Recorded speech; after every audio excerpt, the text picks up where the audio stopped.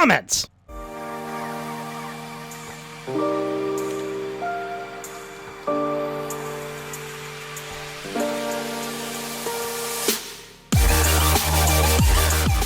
Well, this video is going to lack any type of substance, but something that does have substance is always the fan art section. First, we have My Emotional State by Jack and Quill, and then we have My Emotional State by PS Toxic, and then we have Me with an Anti-Pumpkin Mug by Tiny Bepsy Boy. Thank you all for your fan art as usual, and today, obviously, we're going to be getting into the comment section. I generally don't reply to my comments that much, and I like harvesting the ones that I find particularly entertaining for videos like this. So, without further ado, this first one is from my Call to an Uprising video talking about immortality. In that video, I made a general statement that the main reason that people fear death is because it's fear of change. To elaborate on that real quick, it is a fear of change, because your environment is literally going to be changing. You have no idea what awaits you on the other side. Some people believe wholeheartedly there's an afterlife, and some people believe wholeheartedly it'll be just like being asleep in a dreamless haze. But either way, it is a change from which you can never return. That is always a terrifying concept, but let's get into the comment.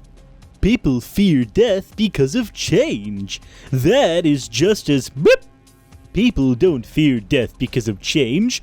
For one thing, as Call said, we know what we're headed for, so change is not a fearful thing. Christians look forward to the change we're promised, which is actually pretty amazing. I don't think I need to go into the logical next step here. If you're really looking forward to the change you're promised, there are ways to get to it much, much faster. You know, like climate change denial. If we're all on fire, we'll definitely get to that change pretty quickly. Yet, we as Christians can fear death, although we shouldn't. Death is going to hurt, man. You see, you think that, but you completely forgot that you could die in your sleep. No pain whatsoever.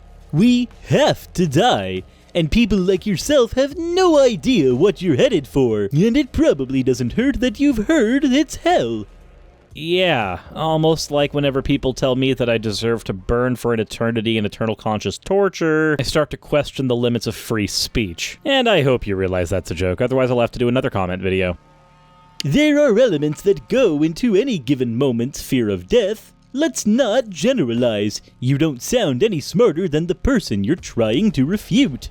Okay, let's be honest here. I recognize that I'm an absolute dipshit. I'm a moron. I know very little. But I'll be damned if I think that I'm not at least a little bit smarter than a tinfoil hatter. At least about the topics we disagree on.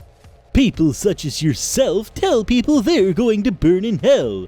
There's a good reason for that. Maybe crack the Bible and learn something. Murder, rape, incest, butchery, serial killing, thievery, gangs, mockery, conspiracy. There's a very good reason for hell. Yeah, and if we're to believe the book of Isaiah, your God is the reason for all of them, so why the fuck should I worship him? When you accept that your God is responsible for all of that evil, again, supported by Isaiah, and you would still decide to worship him, then I start to wonder what other types of totalitarian, say, fascistic regimes that you might willingly follow. The problem is, people such as yourself, who don't have a clue, actually brainwash others into believing that because they don't do these things, they are now somehow good people. Okay, let's go ahead and get this out of the way right now. I don't define a good person by what they don't do. I define a good person by what they do actively. If you just sit around all day and play World of Warcraft and don't do any of the things you mentioned above, then I don't consider you a good person just because of that. What I'm saying is, don't consider me a good person, because that's kind of what I do. These people spend their days in front of TVs, laughing at God and watching cartoons that mock him, and straight up denying truth, as if they were now somehow the golden standard of humanity. You know, as it turns out, somebody doesn't have to be the golden standard of humanity to criticize anything that humans do. Hell, you don't have to be the golden standard of humanity to criticize what you think a god does. To think that you do is willingly engaging in tu quo que, and while I find that stuff hilarious, please, stop it. Committing fallacies unironically is cringe, bro. Okay, next comment. I actually can't tell you how dumb you sound. Okay. Try. It's not hard. You're actually posting in the comments section right now. It shouldn't be terribly difficult for you to do that. Buddy, you're an idiot. No one's ever heard of you, so get off the high horse and maybe take a few tips from him. So the him in question is Call for an Uprising again. It's almost like his entire fan base is, well, I can't use that word on YouTube. But let's go ahead and get something out of the way real quick. First of all, congratulations, you did manage to tell me how dumb I sound. Secondly, I've never denied being an idiot. I am a dumbass. Why any of you listen to me is beyond me. As for the high horse, honestly, I'm on the high horse right now because it's a lot easier to see across the lake. A lake in which this commenter's probably drowning in irony. If you do not believe in the Bible and you think it's a bunch of bollocks, then I challenge you to do two things. 1. Read the Bible. Yeah, I did that. I did that before. Next. 2. Ask Jesus to come into your life and see what happens. Okay, did that. Nothing happened. I mean, I believed something happened at the time, and now I'm thoroughly convinced that nothing happened because nothing continues to happen. If you believe something happened when you did that, more power to you. If you don't, or cannot do this, then you are afraid of what might happen, and then you'll have to tell everyone that Jesus is real and you're wrong. And then I'll tell Susie from the playground that you were lying. Neener, neener, neener. Sorry, that's just how this reads to me. Everyone who calls upon the name of the Lord Jesus will be saved. You are obviously not saved. I am sorry that you are not saved. I don't want to be in your shoes when you die. You see, it's this apparent smugness that I get from a lot of Christians that really bothers me. I know that not all Christians are like this. I get that. But when I see comments like this from Christians that are smugly telling me that I'm going to burn to death whenever I die, well, I guess I won't be burning to death. It'll just be eternal torture, which is so much better. This type of smug condescension doesn't make me want to be a Christian. At all. And yes, I get that there's a level of irony coming from that as I'm reading these in a very condescending Barney voice, or Tristan from Yu-Gi-Oh! The Abridged series, depending on your pick. I get it. I really do. But the difference between me and these guys is I'm not trying to proselytize. I'm not telling you to be an atheist. I don't care what your religion is. I care what you do with it. Okay, next. Hearing you complain about this guy is way worse. I feel like I lost some brains, Neuron. This guy's a Christian, so, in case you didn't know, it's against their religion to wear a dress if you're a guy. I think it just offends you because you like wearing dresses. So, as it turns out, I don't. I actually get really uncomfortable when I'm wearing any clothing that is not mine. I'm not a big fan of wearing feminized clothing. I mean, I'm perfectly fine doing it through my avatar, but that's a little different to me. Anywho, again, I don't care that this guy's a Christian. I don't care that Call for an Uprising is a Christian. I care what he does with his Christianity, and what he does with it is be a bigot. Also, if the only reason you don't do something is because your religion told you not to do it, that's a really bad reason not to do something. Just like if the only reason you're not committing a murder is because the law said not to do it, then you probably aren't that great of a person. Like, if murder were decriminalized tomorrow, I wouldn't have a reason to murder anybody, because I don't want to kill anyone. Functionally, there's no difference between your religion telling you to do something and the law telling you to do something. But my personal axioms don't really allow me to murder. They just don't. I value human life. And that is where I get all of the people commenting in the section about abortion. And I welcome it. I truly do. Because I want to make another one of these videos now. I'm feeling good. It's simplified because it's for children. On transitions from one sex to another? No one has issue with that. What about protecting children from adult issues? Yeah, you see, we tried to do that, but, like, poverty exists. So strangely enough, it turns out we live in a world where there are some adult issues that affect children, and there's nothing we can really do about that. Also, this was on my Undoomed video, where he was talking about transitioning children, which is actually something that most trans kids don't actually do. You see, the currently accepted thing to do is to use hormone blockers to buy time, and then have a medical professional work with the child and determine whether or not they actually are trans and what they should do afterwards. And decisions are usually left until well after they've we've hit adolescence. Nobody is talking about transitioning children, except for you. That's really weird. Also, there are some adult issues, like sex, that you have to talk to your child about before they're an adult as well, so that they are prepared for when they are an adult. Because when you don't actually have robust sexual education for kids, it turns out they do stupid things when they're adults. This is the same reason that we should be teaching kids how to do their taxes, how to buy a house, how to buy a car, how to avoid a predatory loan. These are all examples of adult issues that we actually should be teaching kids, not protecting them from them. Protecting kids from adult issues in this way is doing a lot more harm than good. And trust me, kids can handle a lot more than you think. They watch some of their favorite characters in fiction get killed all the time. You know, like Jesus Christ. Should we show movies about the horrors of the Holocaust, or show them a porno movie? So, as it turns out, when I was a kid, I actually did an entire study on the Holocaust, and as a result, as a child, I found myself watching documentary footage from inside the camps. I saw thousands of dead bodies piled into graves. I saw emaciated bodies trying to move around as if they were zombified husks. While those images have stuck with me, I'm very glad that I saw those things, because they verified something that I kind of already knew since I grew up in a violent neighborhood, and that's that the world sucks, and that people aren't always to be trusted. And guess what? That is an issue that it is very important to learn. While I agree that we shouldn't be showing children pornos at all, there's a funny tidbit. If you're a fan of the video game series of Mother, or in America, I guess we call it Earthbound, the final boss of that series was actually born from the brought-up mental images of the creator, who was traumatized by watching a porno when he was a child. Screwed up, I know, but interesting tidbit. Did you forget what the R ratings are for? This is child abuse! I am surprised again and again that no one pick up on that.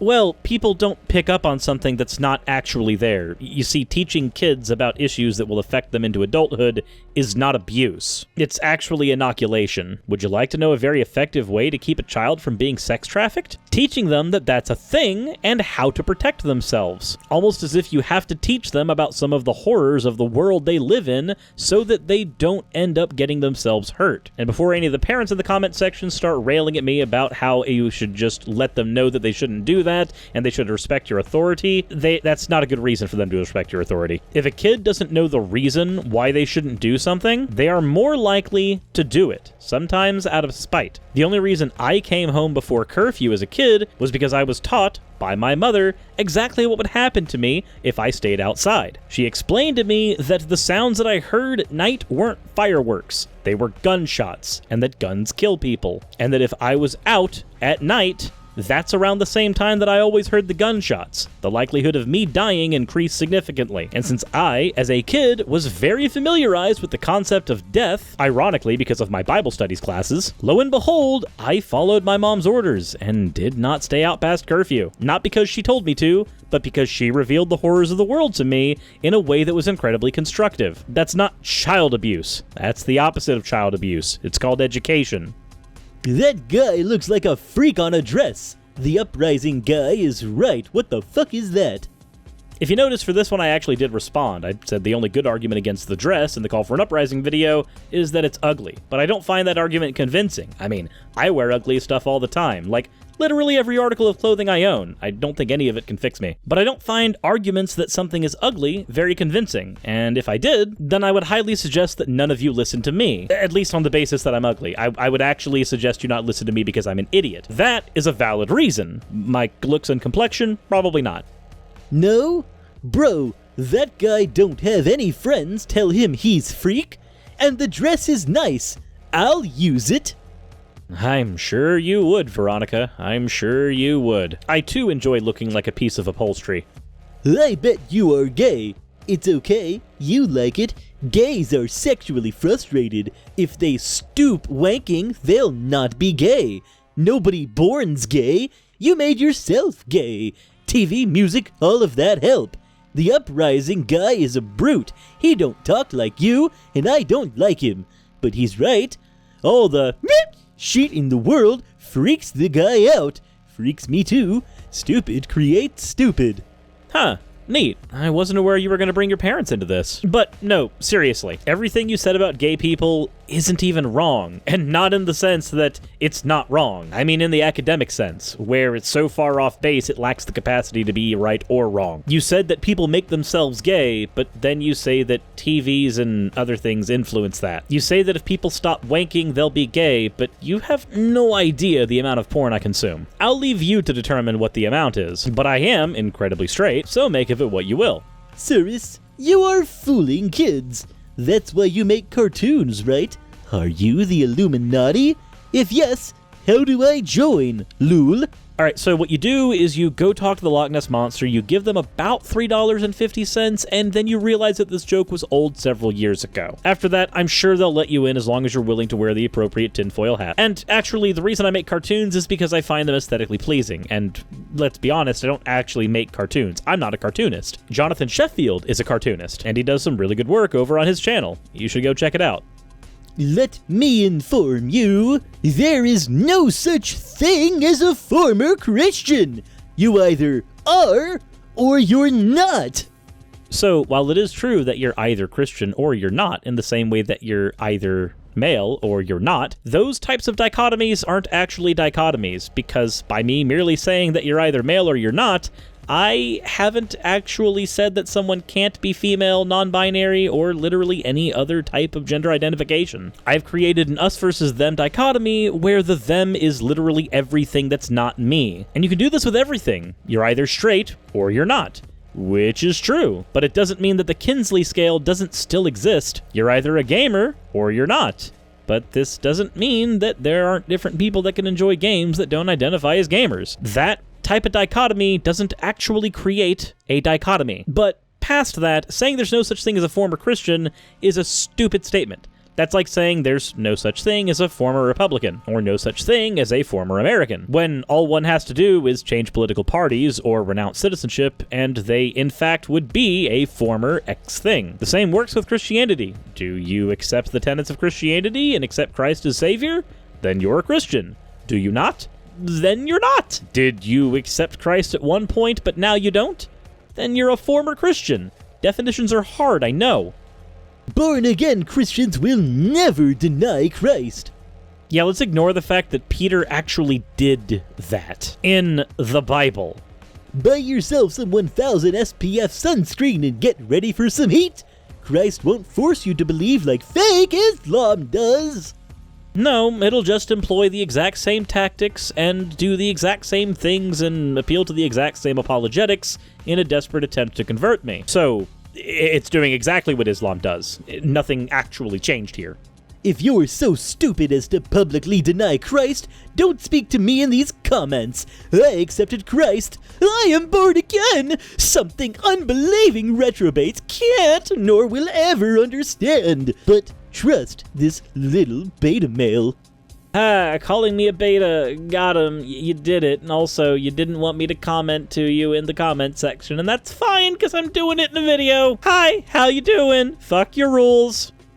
Every knee will bow and every tongue will confess as Christ our Lord. Whether you like it or not, you will do. But will you be redeemed or on your way to hell when you say it?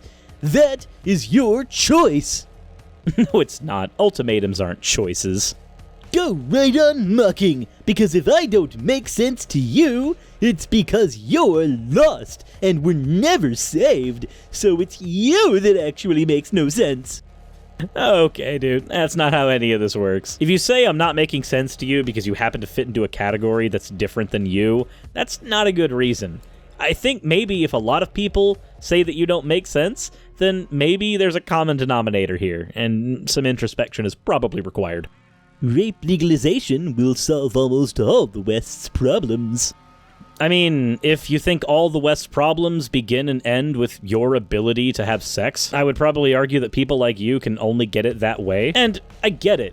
Trying to legalize something that is so heinous because it's the only way you can possibly get off, I can see where you're coming from. But I think that makes you an immoral piece of shit. I can understand the lonely desperation. I really can. But trying to argue from that lonely, terrible place that legalizing rape is somehow a good thing? All I can really say to that is, if you really want that to be the case, then I hope you're willing to protect your asshole. Don't construct a world in which you yourself are not safe. I know that there are some people who are probably wanting me to just denounce this guy and scream about how rape is wrong, which it's true. It is. It's immoral. It's completely and totally reprehensible. But I just want to imagine a world where everybody who's given me a comment like this, and trust me, there's more than one. Let's just imagine a world for a second where these policies have actually held true, but they in fact become the victims instead of the people they think will become victims. In some ways, I find that a lot more useful. Instead of talking about how this person's position is immoral, instead let them have their position for a little bit.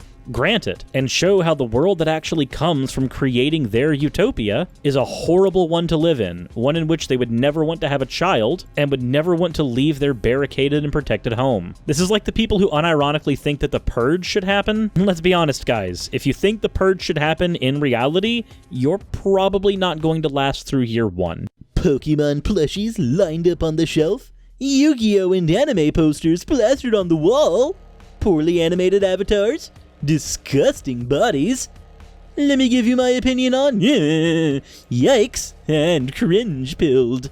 So, as it turns out, if I haven't said it to you guys already, I don't just put up the posters and the plushies and all that other stuff behind me because I find those things to be enjoyable. I mean, I do. I like anime, I'm a fan of Pokemon, and I play an unhealthy amount of video games. So, let's be honest, I do in fact put that stuff up there for my personal enjoyment. But I specifically put that stuff in camera view for one reason. Because it makes people like this completely dismiss any argument that I have. Because the type of person who'll dismiss an argument based on aesthetics is the type of person who is never going to be able to engage in a good faith argument with you. So by having my studio set up like this, it kills two birds with one stone. On the one hand, I get an environment that I enjoy being in. And on the other hand, by making sure that it's completely in public view, I get to weed out idiots like this and make fun of them in comment response videos. It's a win-win, and I get to have a wonderful time. And with that, that's the end of reading the comments. Sorry this video was so long. A lot of the comments were really long-winded and had a lot of stuff to unpack. But I personally enjoyed responding to them, and I do like farming my comment section for stuff like this,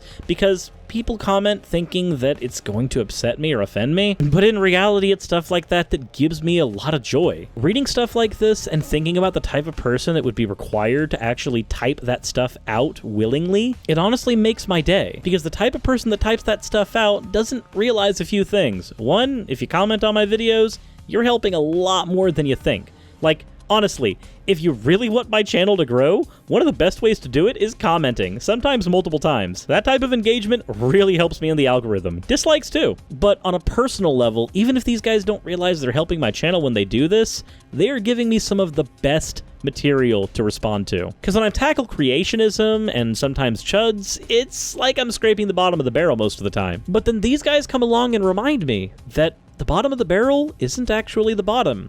I can dig further. There's an entire basement under that barrel that I can explore, and it's wonderful. So, by all means, keep commenting. If you're not helping boost my channel in the algorithm, you're at least helping me make content. And you know what? For that, I owe you a lot. Thank you oh so much. And for everybody else who gives me joy, if you enjoyed the video, please like it or dislike it. It doesn't really matter either way. Please subscribe if you haven't already. I try to release videos every day, but I've been kind of slacking on that. That's my bad. I'm sorry. If you're not already a patron, that really helps me out more than anything. YouTube ad revenue doesn't really pay all that much. It kind of sucks, but Patreon helps me keep house and home. Even $1 a month can make all the difference. I mean, heck, the amount of times that a few individual $1 to $5 donations on a stream has been the difference between me getting food that day or not, it's amazing what small incremental stuff like that can do. I guess that's why most lefties are collectivists, right? Anywho, that all out of the way, I hope you enjoyed, and I will see you guys in the next episode. As always, everyone, insert end of video tagline here.